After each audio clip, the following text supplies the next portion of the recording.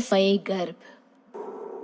60 वर्ष की उर्मिला शहर के बाहरी हिस्से में अपने छोटे से घर में अकेली रहा करती थी। एक रात शहर में बहुत जोर का तूफान आया। जोर जोर से हवाएं और आंधी तूफान के साथ तेज बारिश होने लगी। उन आवाजों को सुनकर कोई भी घबरा जाता, लेकिन उर्मिला घर के सारे खिड़की दरवाजे बंद कर गहरी नींद में सो रही थी। रात के लगभग 12 बजे होंगे कि किसी ने उर्मिला के घर का दरवाजा खटखटाया।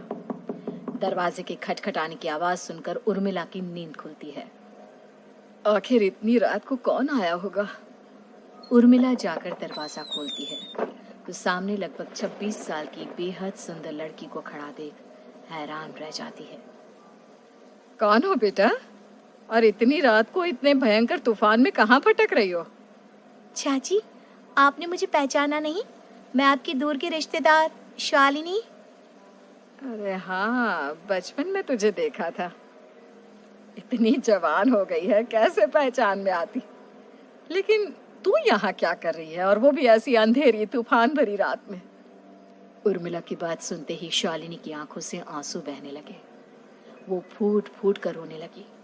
ये देखकर उर्मिला को कुछ समझ में नहीं आया और उसने शालिनी का हाथ पकड़कर घर के अंदर आने के लिए कहा। जैसे ही शालिनी घर के अंदर रोशनी में आई, उर्मिला की नजर उसके पेट की तरफ गई, जिसे देखकर ये साफ पता चल रहा था कि वो प्रेग्नेंट है। अरे, तू तो पेट से है। ऐसी हालत में इतने भयंकर तूफान में आधी रात को बाहर भटक रही है। आखिर बात क्या है बेटा? मुझे सब कुछ साफ साफ बता। क्या बताऊं चाची, ये सब जिसकी वजह से हुआ है उसके बारे में बताने में भी मुझे शर्म आती है। मैंने घर वालों की मर्जी के खिलाफ जाकर एक लड़के से शादी कर ली थी, पर वो शादी के 1 महीने बाद ही मुझे छोड़कर चला गया। छोड़कर चला गया का क्या मतलब? क्या उसके साथ कोई हादसा हो गया? नहीं, उसे कोई दूसरी लड़की पसंद आ गई और मेरी प्रेगनेंसी की खबर सुनते ही उसने मुझे बेसहारा छोड़ दिया। उसके बाद मैं अपने घर गई, लेकिन माँ पापा ने मुझे घर में कदम तक नहीं रखने दिया। तभी मुझे आपकी याद आई। कोई बात नहीं, कोई बात नहीं। तुमने यहाँ आकर अच्छा ही किया। एक काम करो, तुम आराम करो। वैसे भी ऐसी हालत में इतना घूमना फिरना और इस तरह आधी रात को बाहर भटकना ठीक नहीं होता। प्रेग्नेंट औरत को आधी रात को घर से बाहर नहीं निकलना चाहिए। बुरी आत्माएं उस पर अपना असर दिखा सकती है। और इतना कहकर उर्मिला ने शालिनी को एक दूसरे कमरे में जाकर आराम करने के लिए कहा। लेकिन जैसे ही शालिनी अपने कमरे में जाने लगी, अचानक से उर्मिला ने उसे रोक लिया। एक बात बताओ बेटा, तुम्हारा कौन सा महीना चल रहा है? पेट देखकर तो लगता है कि लगभग 6 महीने पूरे हो गए होंगे। उर्मिला की बात सुनकर शालिनी के होठों पर मुस्कुराहट आ गई। चाची जी, अभी सिर्फ 1 ही महीना हुआ है। शालिनी की बात सुन उर्मिला दंग रह गई। उसे समझ में नहीं आ रहा था कि प्रेगनेंसी के पहले ही महीने में शालिनी की हालत ऐसी क्यों थी। लेकिन फिर उसने बात को नजरअंदाज कर शालिनी को आराम करने के लिए कहा और खुद भी कमरे में जाकर सो गई। अभी कुछ ही घंटे बीते थे कि अचानक से एक बच्चे के बड़े ही अजीबोगरीब बेढंगे तरीके से रोने की आवाजें उर्मिला के घर में गूंजने लगी। उन आवाजों को सुनकर उर्मिला की नींद फिर से खुलती है। ये अचानक बच्चे के रोने की आवाज कहां से आने लगी? उसने उठकर चारों तरफ देखा, पर वहां उसे कोई नजर नहीं आया। उर्मिला घबराते हुए शालिनी के कमरे में गई तो वहां उसे कमरे की दीवार पर एक बेहद खौफनाक साया नजर आया, जिसे देखकर उर्मिला बुरी तरह से घबरा गई। आखिर ये सब क्या हो रहा है? शालिनी, शालिनी उठो! उसने जोर जोर से आवाज देकर शालिनी को जगाने की कोशिश की, लेकिन ऐसा लग रहा था जैसे उसकी आवाज शालिनी तक पहुंच ही नहीं रही थी। कमरे की दीवार पर एक बहुत बड़ा और बेहद डरावने दिखने वाले इंसान का साया और एक बच्चे के अजीबोगरीब ढंग से रोने और चीखने की आवाजें अब उर्मिला को ज्यादा डराने लगी थी। उर्मिला को शालिनी की चिंता सताने लगी और उसने पूरी ताकत के साथ चीखकर शालिनी को आवाज लगाई, शालिनी! तभी अचानक सब कुछ एकदम पहले जैसा हो जाता है और उर्मिला की आवाज सुनकर शालिनी की नींद खुलती है। क्या हुआ चाची? आप इतनी तेज क्यों चिल्ला रही हैं? अब ठीक तो है ना? अभी अभी मैंने तुम्हारे कमरे में कुछ अजीब सा देखा। तुम ठीक हो ना शालिनी? मुझे यहाँ एक बच्चे के रोने की आवाज़ें आ रही थी। लगता है आपको मेरी कुछ ज़्यादा ही चिंता हो गई है। आपने मेरी प्रेगनेंसी के बारे में कुछ ज़्यादा ही सोच लिया होगा। मैं एकदम ठीक हूँ, आप आराम से सो जाइए। इतना कहकर शालिनी ने उर्मिला को फिर से अपने कमरे में जाने के लिए कहा और खुद भी जाकर सो गई। पर अब उर्मिला की आंखों से नींद गायब हो चुकी थी। अगली सुबह जब शालिनी उठी तो वो सीधा उर्मिला के पास आई। गुड मॉर्निंग चाची। तभी अचानक उर्मिला की नजर शालिनी के पेट पर पड़ती है, जिस पर नीले रंग से एक अजीब सी आकृति नजर आ रही थी। शालिनी, ये तुम्हारे पेट को क्या हुआ? मैंने इतनी औरतों को देखा है, ऐसा तो किसी के साथ नहीं होता। शालिनी ने जैसे ही अपने पेट की तरफ देखा तो उसे वहां कुछ भी नजर नहीं आया। चाची कुछ भी तो नहीं है, सब कुछ एकदम नॉर्मल है। आपको क्या अजीब लग रहा है? इससे पहले कि उर्मिला उसके सवाल का कोई जवाब देती, अचानक से शालिनी के पेट में जोर जोर से दर्द होने लगा। वो बुरी तरह दर्द से तड़पने लगी। चाची, चाची। ये सब देखकर उर्मिला बहुत घबरा गई। उसने धीरे धीरे शालिनी के पेट को सहलाना शुरू किया, लेकिन शालिनी का दर्द कम नहीं हुआ। उर्मिला जाकर रसोई से पानी का गिलास लेकर आई और शालिनी को पानी पिलाने की कोशिश करने लगी। ले बेटा, पानी पी ले, तुझे आराम मिलेगा। ले ले। नहीं चाची, मुझे बहुत तेज दर्द हो रहा है। अरे थोड़ा पी ले बेटा। जैसे ही उर्मिला ने शालिनी को पानी पिलाया, उसने देखा कि गिलास में बचा पानी का रंग नीला पड़ गया और शालिनी की आंखें अजीब हो गई। उसके पेट पर बच्चे का एक डरावना चेहरा नजर आने लगा। ये सब देखकर उर्मिला की डर से हालत खराब होने लगी, पर तभी शालिनी का दर्द ठीक हो गया। बेटी, अभी तुम्हारा दर्द ठीक है तो ऐसा करो, तुम थोड़ी देर आराम कर लो। शालिनी को आराम करने के लिए कहकर उर्मिला तेज कदमों से चलकर घर से बाहर निकल जाती है और पास ही रहने वाली एक औरत कालिंदी के पास पहुंचती है। अरे उर्मिला बहन, बड़े दिनों बाद दिखाई दी, क्या हुआ? बहुत घबराई हुई सी लग रही हो, सब ठीक तो है ना? क्या बताओ कालिंदी बहन, मेरी एक दूर की रिश्तेदार आई हुई है। वो पेट से है और उसके साथ ना अजीब अजीब चीजें हो रही है। अब उर्मिला सारी बात कालिंदी को बताती है, जिसे सुनने के बाद काले जादू और तंत्र विद्या की माहिर कालिंदी एक ताबीज बनाकर उसे देती है।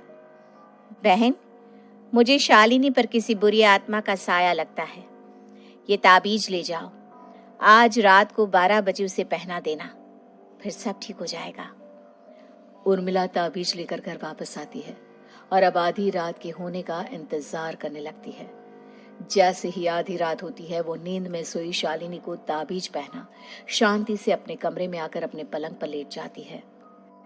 अब सब ठीक हो जाएगा, ये सोचकर उर्मिला शांति की एक सांस ही लेती है कि तभी अचानक उसकी आंखों के सामने कुछ ऐसा आता है जिसे देखकर उर्मिला डर से चीखने लगती है।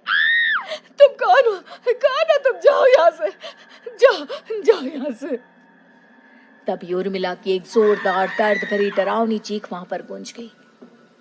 उर्मिला की आंखों के सामने एक बच्चा खड़ा हुआ था, जिसका पूरा शरीर किसी बूढ़े की तरह नजर आता था, लेकिन मुंह किसी नवजात बच्चे की तरह था। उसकी आंखें गुस्से से लाल थी और वो घूर घूर कर उर्मिला की तरफ देखा जा रहा था। कौन हो तुम? कौन हो? उर्मिला के चीखते ही वो बच्चा जोर जोर से रोने लगा। घबराकर उर्मिला ने अपने हाथों को अपने कानों पर रख लिया। उसकी समझ में नहीं आ रहा है कि आखिर ये सब उसके साथ क्या हो रहा है। कौन हो तुम? कौन हो? क्या चाहते हो मुझसे? जाओ जाओ यहाँ से, आखिर तुम हो कौन? तभी अचानक से उर्मिला के पूरे घर में लाल रंग की रोशनी फैल गई। वो बच्चा धीरे धीरे कदमों से चलता हुआ उर्मिला की तरफ बढ़ने लगा। किसी नवजात पैदा हुए बच्चे के जैसे उसके रोने की आवाज अब उर्मिला के कानों में गूंज रही थी। लेकिन कुछ ही सेकंड में वो चुप हो गया और उसने बेहद खतरनाक आवाज में उर्मिला के सवाल का जवाब दिया। मैं वो हूँ जो अब तक पैदा नहीं हुआ, लेकिन जब मैं पैदा हो जाऊंगा तो वो होगा जो अब तक कभी नहीं हुआ। ये क्या कहना चाहते हो तुम? ऐसा क्या हुआ जो अब तक नहीं हुआ? तबाही होगी, तबाही। सब कुछ खत्म हो जाएगा और ये जो लड़की मुझे जन्म देने वाली है, मैं उसका खून पी जाऊंगा, सारा खून। उस बच्चे की बात सुनते ही उर्मिला बुरी तरह घबरा गई। उसका एक बुजुर्ग आदमी जैसा शरीर, एक नवजात बच्चे जैसा चेहरा, ये दोनों ही बातें उर्मिला की समझ से बाहर थी। तभी वो बच्चा अचानक गायब हो गया। घर का माहौल फिर से पहले जैसा हो गया। लाल रंग की रोशनी भी अब गायब हो चुकी थी। उर्मिला दौड़कर शालिनी के कमरे में पहुंची, जहां वो गहरी नींद में सोई हुई थी, पर उसके गले का ताबीज गायब हो चुका था। उठो, उठो शालिनी, उठो बेटा, मुझे तुमसे जरूरी बात करनी है। अरे चाची, क्या हुआ? इतनी रात को आप परेशान क्यों कर रही हैं? सब ठीक है ना? अभी जब तुम सो रही थी ना, तो मैंने तुम्हारे गले में एक ताबीज पहनाया था। कहाँ गया बेटा, बताओ मुझे। शालिनी ने चारों तरफ अपनी नजरें घुमाकर देखा, लेकिन वहां पर कोई ताबीज नहीं था। वह हैरानी से उर्मिला के चेहरे की तरफ देखने लगी। उसे समझ में नहीं आ रहा था कि आखिर उर्मिला किस ताबीज के बारे में बात कर रही थी। नहीं चाची, यहाँ कोई ताबीज नहीं है। लगता है आपने कोई बुरा सपना देखा है। मैंने कोई बुरा सपना नहीं देखा। खैर छोड़ो, तुम अब सो जाओ, कल सुबह बात करते हैं। डर और घबराहट की वजह से उर्मिला की आंखों से नींद तो जैसे बिल्कुल गायब हो गई थी। अगली सुबह उर्मिला बिना कोई देर किए गांव के बाहर एक छोटी सी झोपड़ी में रहने वाले बूढ़े पंडित के पास पहुंची। पंडित जी, मेरी मदद कीजिए। अरे आओ आओ उर्मिला, क्या हुआ? सब ठीक तो है ना? क्या बताओ पंडित जी, बहुत बड़ी मुसीबत है। मेरी दूर की एक रिश्तेदार लड़की पेट से है और उसके साथ बहुत डरावनी चीजें हो रही है। कल रात को तो एक अजीब सा दिखने वाला बच्चा मेरी आंखों के सामने आकर खड़ा हो गया था। ये तुम क्या कह रही हो? मुझे साफ साफ बताओ कि आखिर तुमने क्या देखा? उर्मिला ने अपने साथ हुई बीती रात की पूरी घटना पंडित जी को बताई, जिसे सुन पंडित जी के माथे पर चिंता की लकीरें उभर आई। अनर्थ होने वाला है, अनर्थ। बरसों पहले भी उस हैवान ने एक लड़की के पेट से जन्म लिया था और उसके बाद उस शहर को पूरी तरह से तबाह कर दिया। कैसी विपदा पंडित जी, कैसी बात कर रहे हैं आप? बताइए मुझे, और इसका उपाय क्या है? इसका उपाय तो है, लेकिन बहुत कठिन है। हो सकता है कि उस उपाय को करने के दौरान तुम्हारी जान भी चली जाए। मुझे मेरी जान की कोई परवाह नहीं, पर आप जिस तबाही के बारे में बात कर रहे हैं, बस वो नहीं होनी चाहिए। लाखों लोगों की जान बचाने के लिए मैं कुछ भी करूंगी। तो ठीक है, मेरी बात ध्यान से सुनो। बरसों पहले एक भयानक तांत्रिक ने अपनी तंत्र क्रिया के जरिए एक मासूम लड़की के साथ रिश्ता बनाकर उसके पेट से जन्म लिया था। इस तरह से वो अपने जैसे लोगों की संख्या इस दुनिया में बढ़ाना चाहता था। आपके कहने का मतलब है कि शालिनी के पेट से भी उस शैतान को जन्म लेना है, इसलिए उसने उसके साथ ये सब किया है। ठीक पहचाना तुमने। अब मैं तुम्हें एक ऐसा सिंदूर दूंगा जिसे तुम्हें ले जाकर उस लड़की के पेट पर लगाना होगा। क्या ऐसा करने से सब कुछ ठीक हो जाएगा? नहीं उर्मिला, ये सब इतना आसान नहीं। उस लड़की के पेट पर सिंदूर लगाने के बाद तुम्हें उसका पेट काटकर उस हैवान को बाहर निकालना होगा। नहीं पंडित जी, मैं ये सब नहीं कर सकती। मैं भला एक जिंदा लड़की के पेट को अपने हाथों से कैसे काट सकती हूँ?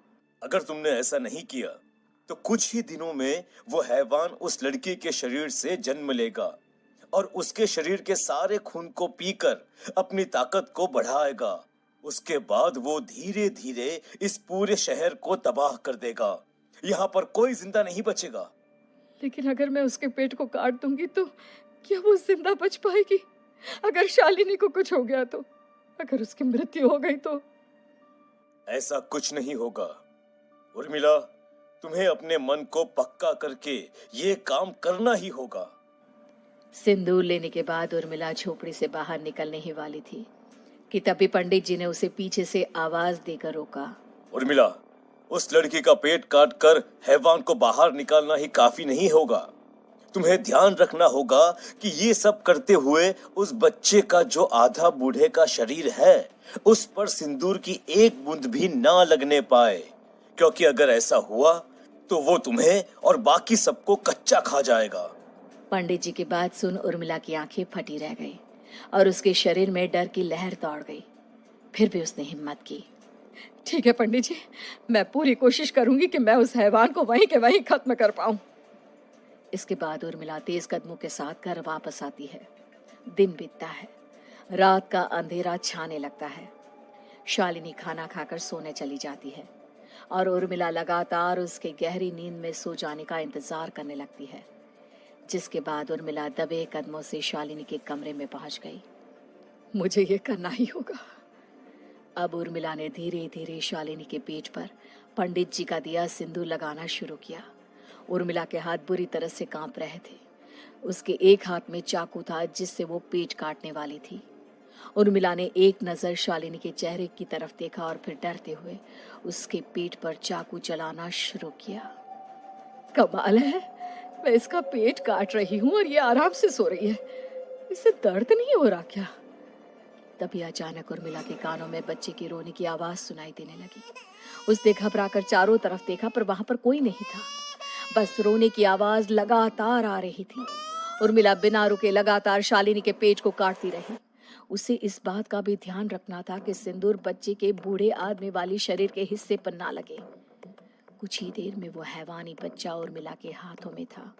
उसने बड़ी ही सावधानी से उस बच्चे को बाहर निकाला और पंडित जी के कहे अनुसार उसे घर से दूर जलाने के लिए ले गई। पर तभी उसके सामने वही बूढ़े शरीर और बच्चे के चेहरे वाला बच्चा आ गया। अपनी गोद में और सामने भी बच्चे को देखकर उर्मिला हैरान रह गई। मुझे मारोगी? मुझे? इतनी हिम्मत कैसे आ गई तुम्हारी? तुम पैदा नहीं हुए हो और मुझे पता है जब तक तुम्हारा जन्म नहीं हो जाता तो मुझे कुछ नहीं कर सकते। इतना बोलते ही उर्मिला तुरंत उस बच्चे को घास के ढेर पर फेंक कर उसमें आग लगा देती है, जिसके तुरंत बाद वो बूढ़े आदमी के शरीर और बच्चे के चेहरे वाला अजीब तांत्रिक का भूत भी वहां से गायब हो जाता है। कुछ देर बाद उर्मिला घर पहुंचती है तो वो ये देखकर हैरान रह जाती है कि शालिनी का पेट अपने आप जुड़ चुका था। शुक्र है भगवान का और उन पंडित जी का, अब सब ठीक हो जाएगा। सुबह शालिनी सोकर उठती है तो अपना पेट देख बुरी तरह घबरा जाती है। चाची, चाची ये सब क्या हो गया? मेरा पेट अचानक कम कैसे हो गया? मेरा बच्चा कहाँ गया चाची? बेटी, वो बच्चा नहीं एक खतरनाक तांत्रिक था जो तुम्हारे कोख से जन्म लेकर सबको मार देना चाहता था। वो पैदा होते ही तुम्हारी जान भी ले लेता, इसलिए मैंने पंडित जी के बताए उपाय से उसका खात्मा कर दिया है। अब सब ठीक है। शालिनी को उर्मिला की बात समझ में नहीं आती, जिसके बाद शालिनी को पूरी बात उर्मिला आराम से समझाती है। अब वो दोनों ही भगवान का शुक्र अदा करती हैं और एक साथ रहने लगती हैं।